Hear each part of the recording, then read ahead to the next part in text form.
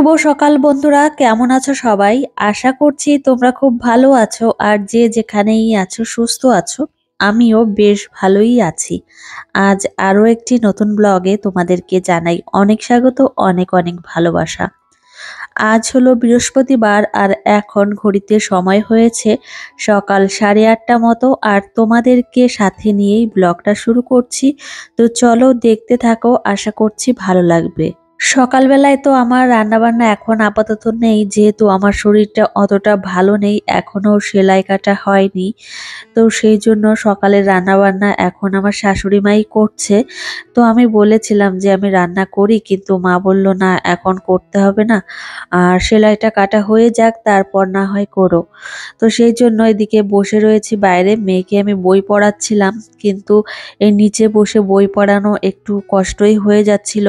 তারপর বোনকে বললাম যে আদিশ্রীকে নিয়ে একটু বই পড়াতে বস। তো এখন আদিশ্রীকে বই পড়াচ্ছে।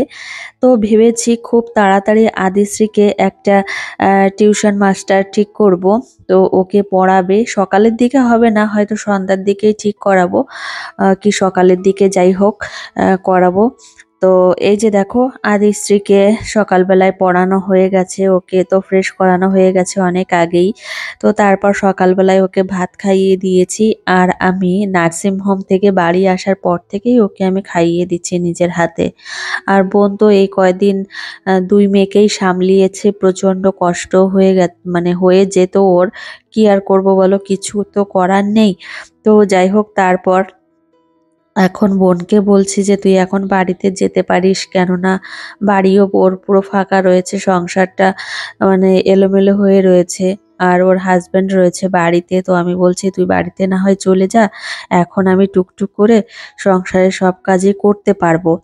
তো যেহেতু শাশুড়ি মা রয়েছে, তোমাদের দাদা ভাই রয়েছে, আমি যেটুকু না হয় করতে পারবো। আর এখন একটা কাজের মাসিও এসেছে, সেই জন্য অসুবিধা হবে না। তো সেই জন্য বোনকে বলেছি তাহলে 2-1 দিনের মধ্যে তুই চলে যা। আবার সামনে আবার অ্যানিভার্সারি আসছে, তো 11ই ডিসেম্বর, তো সেই সময় আবার আসতে বলেছি, সেই জন্য বলেছি তুই চলে যা, পরে তারপর আবার আসিস। তো এই যে দেখো আমি সকালে স্নানটা সেরে নিয়েছি, আর কাজ নেই যেহেতু সেজন্য স্নানটাও সকাল সকাল সেরে নিয়েছি। আর এদিকে এই যে বিছানাটা এইভাবে পড়ে রয়েছে, তো এখন ভাবলাম যে আস্তে আস্তে করে সিঁড়ি বেয়ে উপরে এসেছি, এই দোতলায় এসেছি, এসে এখন আমি ঘরটা গুছিয়ে নেব। তো আমাকে দেখে মনে হচ্ছে হয়তো আমি সুস্থ, কিন্তু না গো, ভেতরে ভেতরে আমি খুবই অসুস্থ, পেটটা পুরো ব্যথা। আর জানো তো পেটের মধ্যে কি অবস্থা হয়েছে। তো কি করব, সেজন্য কাজগুলো একটু করে নিই। আর বোনকে সব সময় বলাও যাচ্ছে না যে এটা করে দে সেটা করে দে, ও তো করতেই আছে। তো বাড়িতে এসেছি, তারপর আমার অনেক জামা কাপড় হয়েছিল, সেগুলো বোন ধুয়ে দিয়েছে, তো অনেক কাজই করে দিয়েছে। তো এখন ভাবলাম যে আমি এই কাজগুলো একটু দাঁড়িয়ে থেকে করে নিই, ঘরটা গুছিয়ে নিই। আর তোমাদের দাদা ভাই লেট করেই ঘুম থেকে ওঠে, সেই জন্য এই বিছানাটা তুলতে একটু দেরি হয়ে গেছে। প্রত্যেকদিন দেরিও হয়ে যায়, তো আজকে না প্রত্যেকদিনই দেরি হয়ে যায়। তো ভাবলাম যে এখন এই কাজগুলো একটু করে নিই। তো বোনও রয়েছে এখানে, ও বলছে দিদি তোর করতে হবে না, তো আমি করে দেব, বিছানাটা গুছিয়ে দেবো। আমি বললাম না থাক, আমিই গুছিয়ে নিচ্ছি। তো এদিকে এখন এই বিছানার উপর একটা তোশক রয়েছে, এই তোশকটা টানতে হবে। আদিশ্রী যখনই খাট থেকে নামে তোশকটাও নিচে নেমে যায়।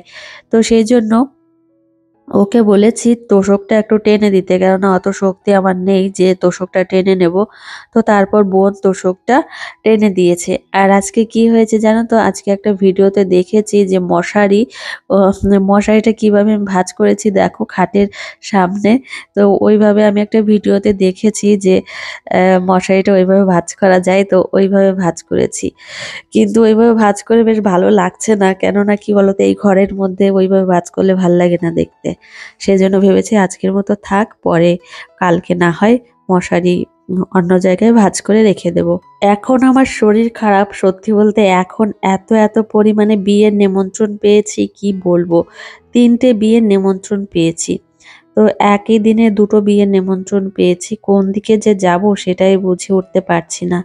একবার ভাবছি যাব না, শরীর ভালো না, কিন্তু এখনো দেরি আছে, 26 তারিখে হচ্ছে বিয়ে, আর একদম নিজেদের মধ্যেই। তো দেখা যাক কি হয়, বিয়েতে যাই কি না যাই। দেখা যাক। আর এদিকে দেখো ঘরটা গোছানো হয়ে গেছে, মানে খাটটা গোছানো হয়ে গেছে। আর এখন আমি ঘরগুলো ঝাড়ু দিয়ে নেব। ঝাড়ু দিতে তো আর বসতে হবে না, দাঁড়িয়ে দাঁড়িয়ে ঝাড়ু দিয়ে নেব। আর রান্নাঘরে কতদিন আসা হয় না, তো রান্নাঘরে এসে দেখি যে মাকড়সা পড়ে রয়েছে, মানে মরে রয়েছে। সেগুলো এখন এই যে ঝাড়ু দিয়ে বের করে ফেলছি।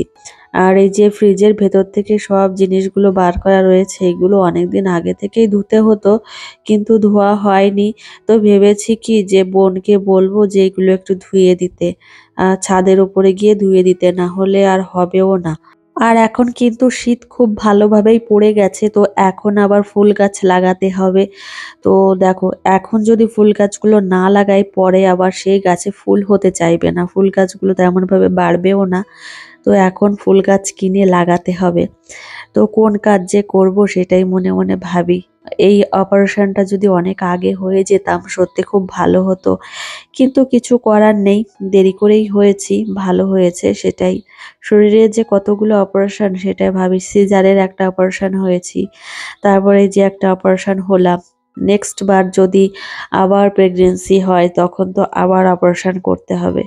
সেটাই ভাবি যে বাবা আমার শরীরে কত যে ক্ষত বিক্ষত হয়েছে, কি আর বলবো। ভালো লাগে না। আর সামনের দিনগুলোতে যে হবে না তার কোনো গ্যারান্টি আছে কিনা সেটা কে বলতে পারে। তো এদিকে মামামের নখগুলো না প্রচন্ড বড় হয়ে গেছে। তো মামামের নখগুলো কাটা হয়নি। আমি ভেবেছিলাম যে অপারেশন হওয়ার আগে ওর নখগুলো কেটে দেবো, কিন্তু সেই সময়টা হয়ে ওঠেনি।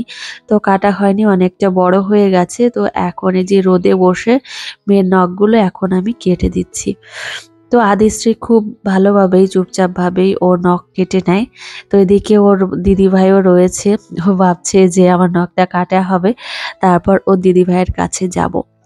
আর আমার বোন এখন দেখো আমার জন্য বেদানা ছাড়িয়েছে, তো এখন খাবো। প্রত্যেক দিনই আমার বোন আমাকে একটা বেদানা না হলে আপেল এগুলো কেটে দিচ্ছে, ফল কেটে দিচ্ছে, খাচ্ছি। শরীরটা দুর্বল তো সেই জন্য এগুলো খাচ্ছি আর কি। তো দেখো একটা বোন থাকা কত উপকারী, দেখো ভগবান একটা বোন দেয়, মানে কতটা ভাগ্য করে যে একটা বোন পাওয়া যায়, সেটাই হচ্ছে বড় কথা। তো আমার মা তো আসেনি, মাকে আসতেও বলিনি, কেননা বাড়িতে কাজকর্ম হচ্ছে সেই জন্য। আর বোন যেহেতু রয়েছে সেই জন্য মাকে আসতে বলিনি, একসঙ্গে এত লোক আসবে সেজন্য বারণ করেছি। আর এই যে দেখো এখন চলে এসেছে একটু ঘরের পেছনে, ঘরে বসে থাকতে থাকতে ভালো লাগছে না। আর এই দুটো দুষ্টুমি করছে। আর বোন স্নান করছে সেজন্য ভাবলাম যে এই দুটোকে নিয়ে একটু ঘরের পেছনে, যেখানে বাড়ির জমি তৈরি হচ্ছে সেখানে যাই। আর এখানে খুব সুন্দর বড় বড় চওড়া চওড়া রাস্তা তৈরি করেছে, তো সেখানে এসেছিলাম দুই মাম্মামকে নিয়ে।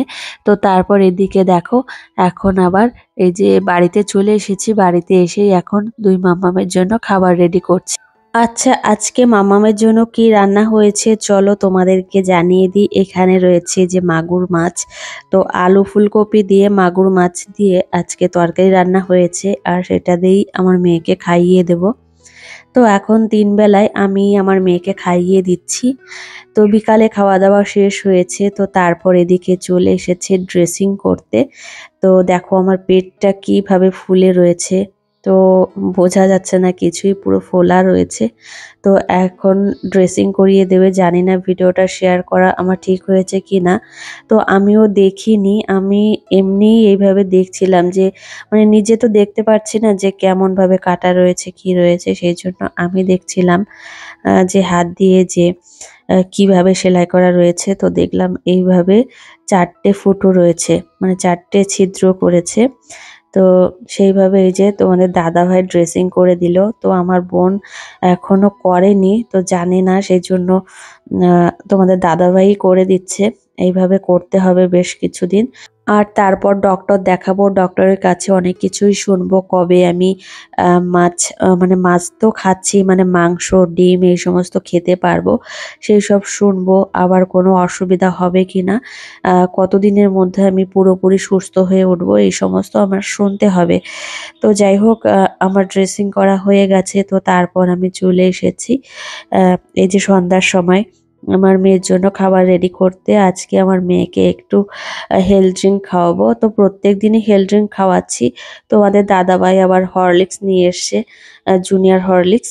তো আমার বোন ভেবেছে যে মামাকে যে লিটল জয়ের যে হেলথ ড্রিঙ্কটা খাওয়াই সেটা হয়তো শেষ হয়ে গেছে। তো তারপর আবার হরলিক্স নিয়ে এসছে। তো হরলিক্সটা ভেবেছি বোনের মেয়েকে দিয়ে দেব, আর এদিকে লিটল জয়টা খাবে। যাই হোক, এখন বাড়িতে চলে এসেছি। এখন আমাকে সমস্ত কিছুই একটু একটু করে করতে হবে। আর মানে সমস্ত কিছুই করতে হবে। সংসারটা যেহেতু আমাদের, তো সেই জন্য সমস্ত কিছুই করতে হবে। আর সামনেই আমার অ্যানিভার্সারি আসছে। তো 11ই ডিসেম্বর হচ্ছে আমার বিবাহবার্ষিকী, মানে আমাদের বিবাহবার্ষিকী। তো সেদিন ভেবেছি কিছু একটু করব। তো শরীর যদি তার আগে ঠিকঠাক হয়ে যায়, আর অনেক দিনের একটা স্বপ্ন জানো তো, যে একটা কিছু করব। 3 বছর ধরে ভেবে আসছি যে একটা সোনার জিনিস করব। তো এখন যে সোনার দাম হয়েছে, সত্যি বলছি একদম আকাশ ছোঁয়া সোনার দাম। কি করব সেটাই মনে মনে ভাবছি। আমি যে কটা দিন বাড়ি নেই সে কটা দিন আমার বরমশাই এই ছোলা ভেজানো খায় না। তো আজকে এই যে ছোলা ভিজিয়ে রাখলাম, কালকে সকালবেলায় ওকে আবার খেতে দেব। আর এদিকে মেয়েদের খাবারও রেডি হয়ে গেছে, দুই মাম্মামের জন্য খাবার রেডি করে নিয়েছি। তো চলো বন্ধুরা, আজকের ব্লগটি আর বেশি বড় করব না, এখানেই শেষ করব। তোমাদের সঙ্গে দেখা হবে পরের ব্লগে।